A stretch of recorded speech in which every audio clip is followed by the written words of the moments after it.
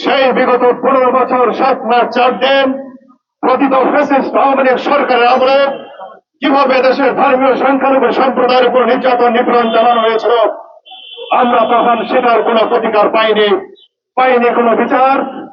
এবং জুলাই গণ অভ্যুত্থানের মাধ্যমে আজকের অন্তর্বর্তীকালীন সরকার ছিল, সেই ইউনূস সরকার 18 মাস, সেই 18 মাসের ইতিহাস এদেশের করুণ ইতিহাস, দম বন্ধ করার ইতিহাস ছিল। এবং তার প্রেক্ষিতেই ত্রয়োদশ জাতীয় সংসদ নির্বাচনে জনগণের নিরঙ্কুশ ম্যান্ডেট নিয়ে বাংলাদেশ জাতীয়তাবাদী দল বিএনপি আজকে রাষ্ট্র ক্ষমতায় অধিষ্ঠিত। আমরা মাননীয় প্রধানমন্ত্রী জনাব তারেক রহমান দৃষ্টি আকর্ষণ করে আজকের এই মানববন্ধন এবং বিক্ষোভ মিছিল থেকে বলতে চাই, বিগত দিনের যে ইতিহাস ধর্মীয় সংখ্যালঘু সম্প্রদায়ের সাথে বিমাদাসুলভ আচরণ এবং তারই প্রেক্ষিতে যে জুলাই গণ অভ্যুত্থান, যে বৈষম্য বিরোধী আন্দোলন নিয়ে যে জুলাই অভ্যুত্থান হয়েছিল, যেটা আজকের যে নির্বাচন ত্রয়োদশ নির্বাচন হয়েছিল, এটা কিন্তু হতো না যদি না সেই জুলাই গণ অভ্যুত্থানের বিগত পতিত সরকার তারা পতিত হতেন।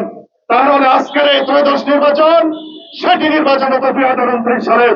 যে সুযোগ আপনারা পেয়েছেন, বাংলাদেশের জনগণ আপনাদের ম্যান্ডেট দিয়েছে, আপনারা ব্রুট মেজরিটি নিয়ে আজকে বাংলাদেশ রাষ্ট্র ক্ষমতা অধিষ্ঠিত হয়েছে।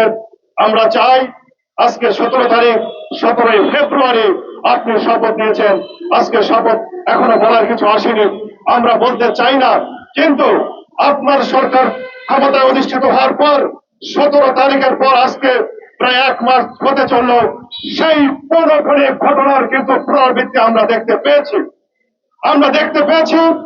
সেই সাতক্ষীরায় মন্দিরে কিভাবে বৃহদাত্রির তালা ভেঙে কেটে সেখানে মন্দিরে রক্ষিত আমাদের বিগ্রহের সেই স্বর্ণালঙ্কার চুরি করা হয়েছে।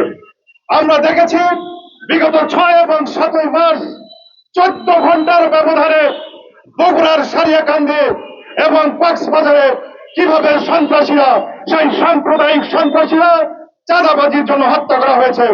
আমরা দেখেছি সেই ভোলার তজুমুদ্দিনে সেই বাক প্রতিবন্ধী এক হিন্দু নারীকে যে অনিল সাধুর সেই বাৎসরিক কীর্তন শুনে ফেরার পথে রাত্রে সেই সাম্প্রদায়িক দুষ্কৃতিকারীরা তাকে চেতনানাশক খাইয়ে তাকে একটি নির্জন স্থানে নিয়ে গিয়ে কিভাবে পাশবিক নির্যাতন করা হয়েছে।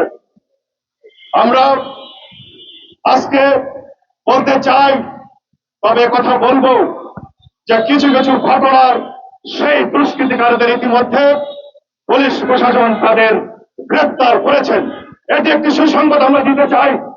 পাশাপাশি এও বলতে চাই, আমরা চেয়েছিলাম বিগত ত্রয়োদশ জাতীয় সংসদে কাল প্রথম অধিবেশন হলো, আমরা গণমাধ্যম টিভির মাধ্যমে কিছু দেখতে পেয়েছি যেটা আমরা আশা করি নাই। আমরা সেখানে দেখেছিলাম বাংলাদেশের জাতীয় সঙ্গীত চলাকালীন সময়ে এখানে আজকে যারা বিরোধী দল তারা সেটাকে সম্মান দেওয়ার ক্ষেত্রেও তাদের কুণ্ঠাবোধ। আজকে যে ঘটনাগুলো ঘটেছে সেই ঘটনার যারা জড়িত সেই সমস্ত দুষ্কৃতিকারীদের দৃষ্টান্তমূলক শাস্তি দিয়ে একটি উদাহরণ করতে হবে। আজকে আমরা এই ত্রয়োদশ জাতীয় সংসদ নির্বাচনে বাংলাদেশ জাতীয়তাবাদী দল বিএনপির কাছে এই আবেদন রেখে আমি আমার বক্তব্য শেষ করছি।